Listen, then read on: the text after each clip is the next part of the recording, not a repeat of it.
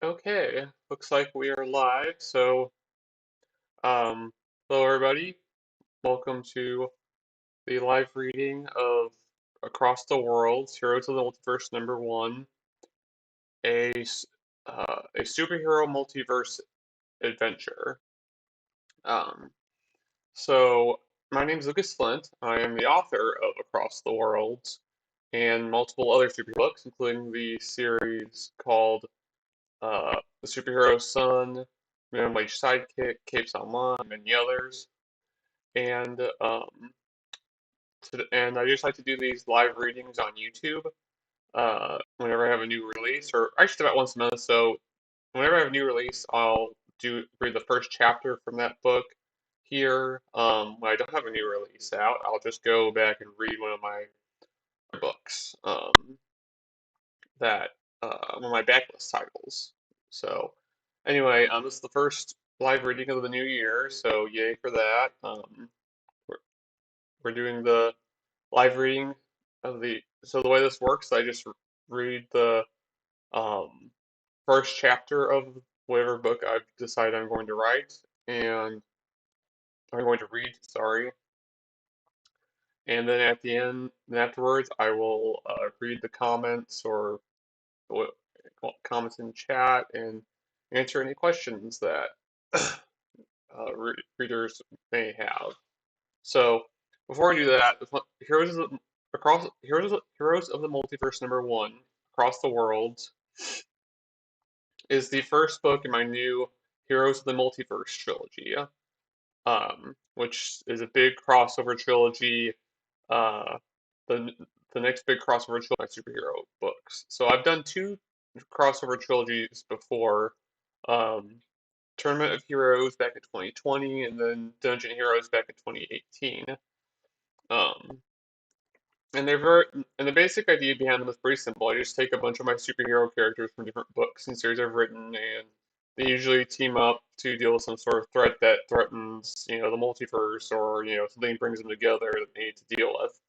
So they're kind think of them as like the Avengers movies for the Marvel Cinematic Universe and how that works. And you'll have a pretty idea what these books are like. So in this particular series,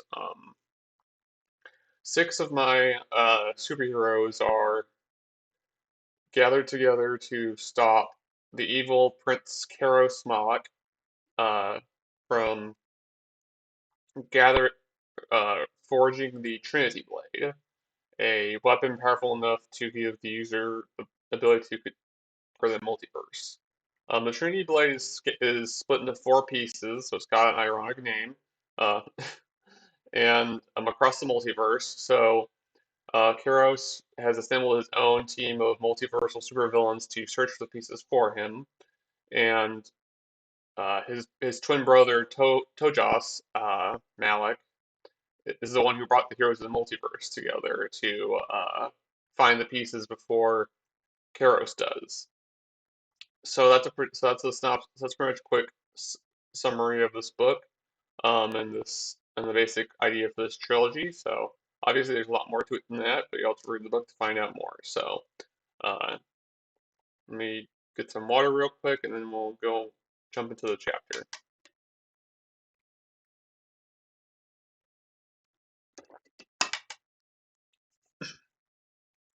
Okay. And I'm reading from the paperback version. So Part 1, Crafter. Chapter 1. The first explosion woke up Ashley Jason, or Crafter as she was better known, with a start. She lay in the darkness of her bunk in the ship known as the Yukon, staring up at the ceiling overhead, which was very close. She blinked several times, partly annoyed that a nice dream involving her boyfriend had been interrupted, partly wondering if the explosion itself had been part of that dream. At the moment, she just felt the softness of the memory foam mat she lay upon and the blankets wrapped around her body like a snake, the rising and lowering of the ocean waves gently rocking her back to sleep. Back to sleep. Excuse me. The second explosion, which sounded much closer than the first, caused Carter to accidentally roll out of her cot and land on the hard metal floor of her cabin with an ungraceful thunk. She felt the ship shudder underneath her hands and knees, seemingly in response to the second explosion. What's going on? Crafter thought, rubbing the sleep out of her eyes. Are we under attack or something? Suddenly, the door of the cabin slid open, letting in the bright light from the hallway outside. She winced and covered her eyes, muttering, "Too bright." "Ashley," said a familiar male voice with an odd accent that could be either British or Australian, but was neither. "Ashley, are you awake?" Squinting, Crafter looked up to see the partially silhouetted form of Barrett Marcus, her boyfriend, and a superhero named Dragon Prince standing in the doorway. Although the shadows caused by the light made it difficult to make out his features, she could nonetheless sense his worry for her. Another boom rocked the ship before Crafter could answer, making the ship rock even more. Crafter ducked her head while Dragon Prince threw out both hands and grabbed the archway of the door. Cursing under his breath, the ship began to stabilize. "What's going on?" asked Crafter, raising her head to look at him again. "What are all these explosions about?" Is it his head? "I do not know, but I just got a message from Captain Davidson. He says we're under attack and that we should put on our costumes and get to the main deck as quickly as possible." That was when Crafter noticed that Dragon Prince was already in his blue and black spandex costume that reminded Crafter of a flight suit. Crafter, by contrast, was still wearing her old pink cat t-shirt and shorts that her younger brother, Jake, always made fun of her for wearing. Crafter, however, didn't ask for elaboration. Rising to her feet, Crafter put on her own red and yellow red spandex costume in record time, even as more explosions continued to rock the ship. Once she was done, she and Dragon Prince left her cabin, heading straight for the main deck. They were not the only people awake. Members of the Yukon's crew were running to and fro, yelling out orders and commands from Captain Davidson. Few of them gave either Crafter or Dragon Prince a second glance, and exactly none of them stopped to explain to them what was going on. That would have annoyed Crafter if she wasn't still half asleep, following Dragon Prince more on instinct than mainly. Crafter had only been up here once when Captain Davidson had given her and Dragon Prince an exclusive tour of the ship when they had boarded, and hadn't been very impressed. Now, however, the Yukon's deck was as crazy as the rest of the place. Sailors sitting before computer stations were frantically pressing buttons or typing touch responding to messages from people over the radio. Fear and panic were so thick in the air that Crafter could practically taste them. Faces were lit by computer monitors displaying information graphs that made no sense to Crafter, but which the operators appeared to understand perfectly. Beyond the windows of the top, Crafter could see that it was still very dark. Her own watch indicated that it was around 3 in the morning, explaining why she was still so groggy. She longingly noticed that several of the sailors were drinking cups of fresh coffee from their mugs, the crisp scent tempting to her nostrils. In the center of the room sat a man upon a chair who, despite shouting orders, gave off a steady, solid vibe. Dressed in a dark blue peacoat with an old patched sailor's hat on his head, Captain Trevor Sea Dog Davidson was the very definition of a sailor. He yelled orders at his men in his loud, pirate accent, but his words were crisp and clear, and Carter had the feeling that things would have been even more chaotic if not for Captain Davidson's steady hand. "Captain, what is going on?" said Dragon Prince as they approached the elderly man. "We heard the explosions." Sea Dog's chair swiveled around, letting Crafter see the old sailor's short, scruffy gray beard, a relieved smile poking out from it. "Barrett, Ashley, glad you're awake. All hands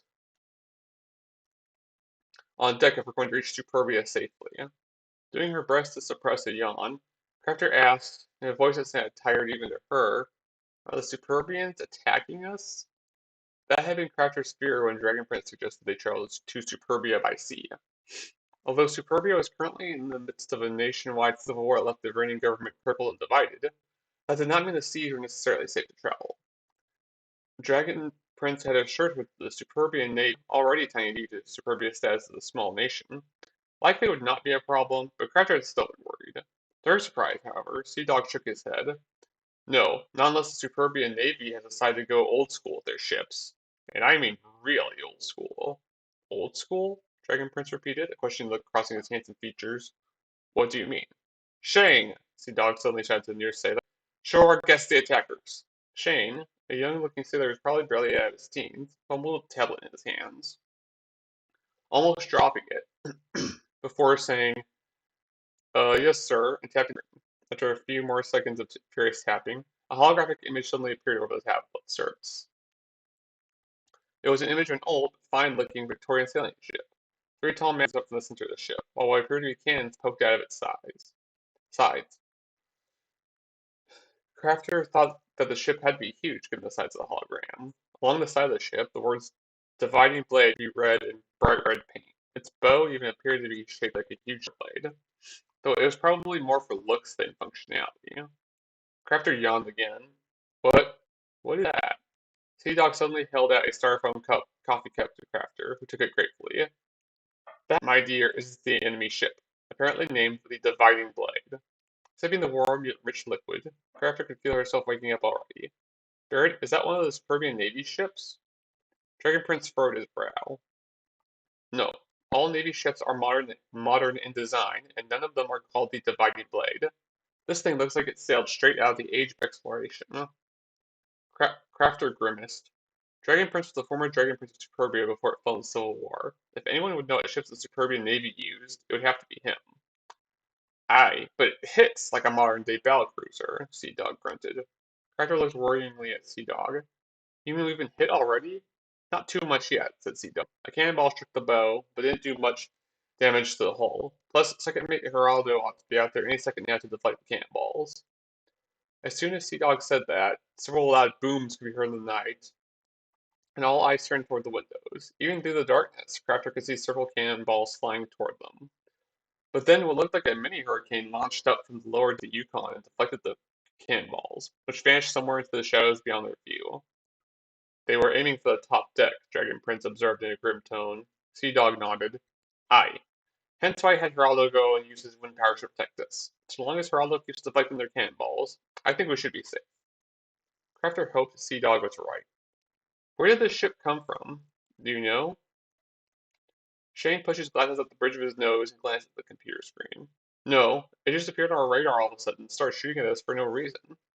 No warning messages, no communications from their crew, nothing, Sea Dog grunted. And they've thus far refused all radio communications with us. So we're under attack by a time-displaced sailing ship and have no idea why, said Crafter. She sighed and sipped her coffee. Just wonderful. How could things get worse? As if the universe was answering her question, a sailor sitting off to the side looked over his shoulder and shouted, Sir, incoming video communication enemy ship.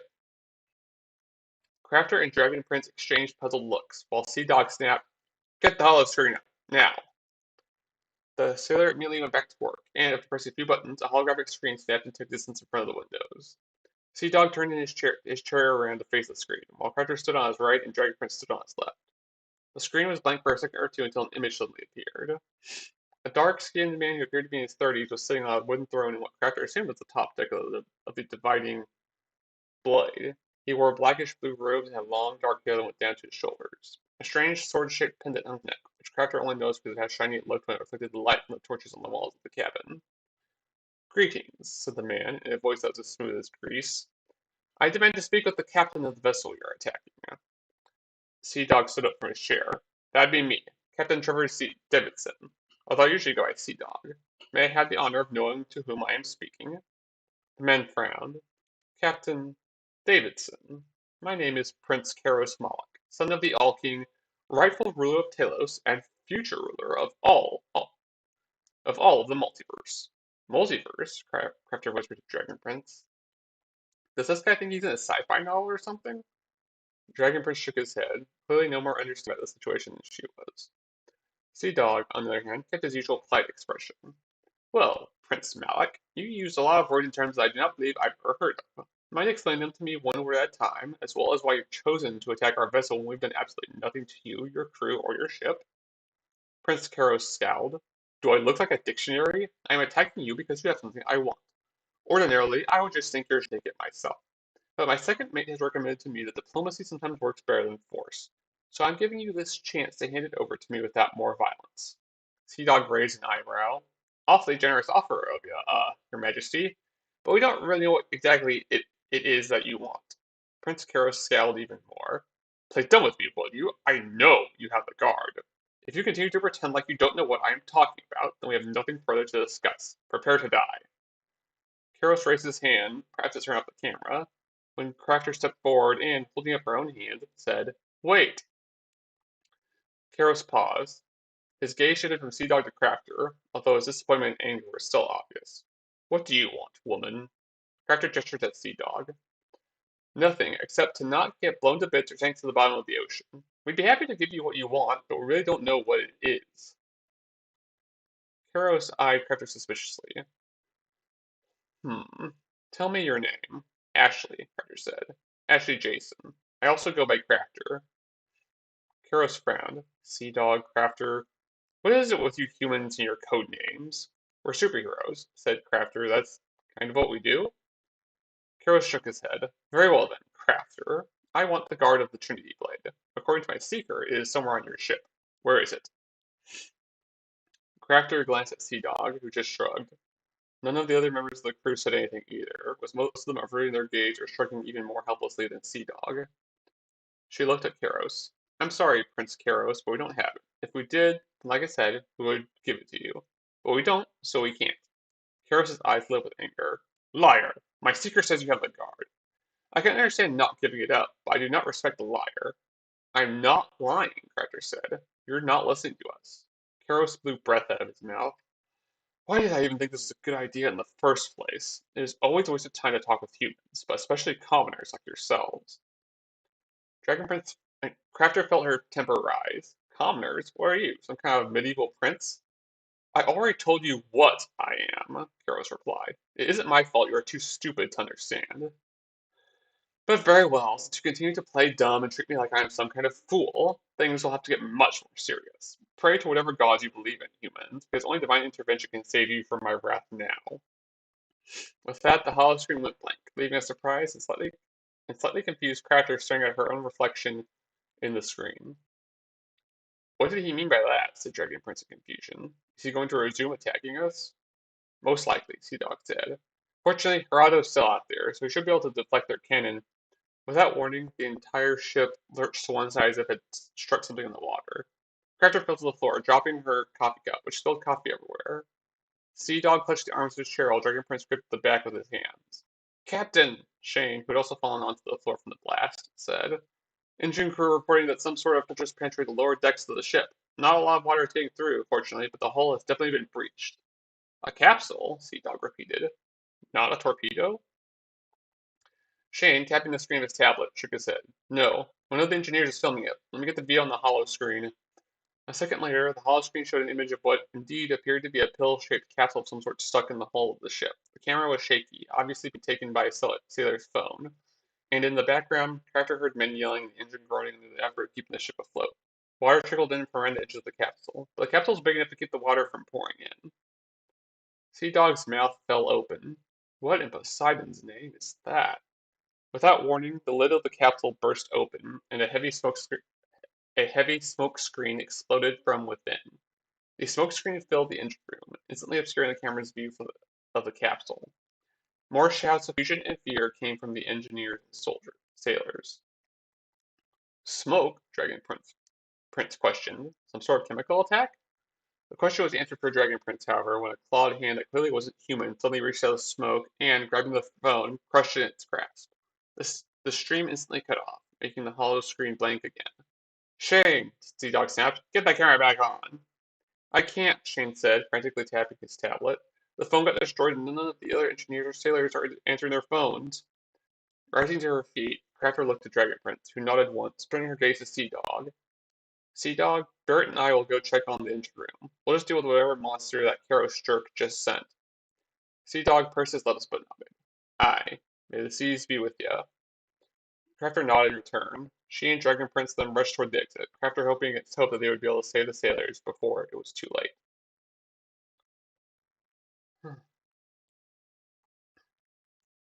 Need some water real quick.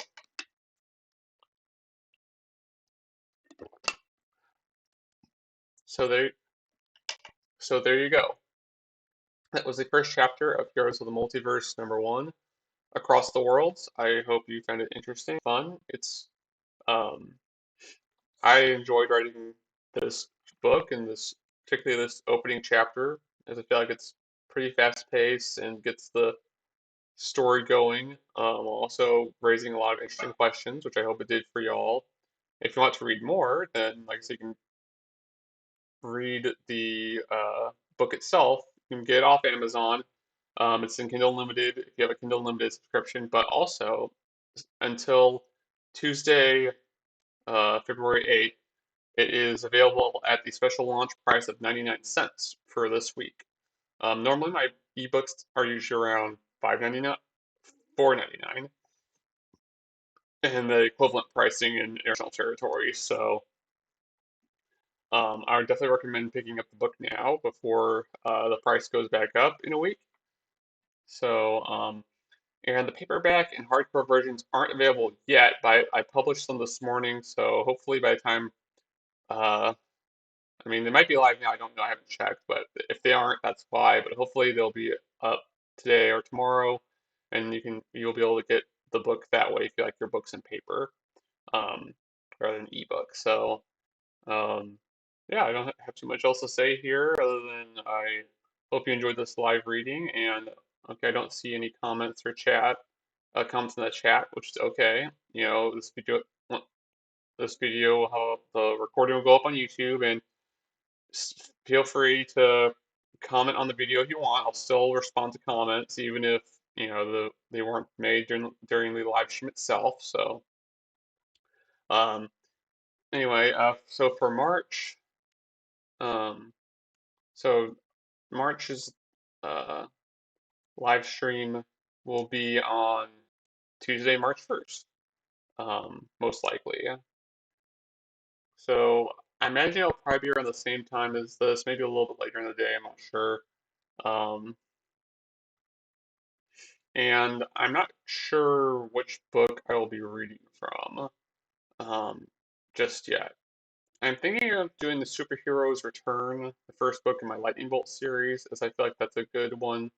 But we'll see. I'm still thinking about it, and I'll once I decide, I'll get set that up for YouTube, so you can set a reminder for it.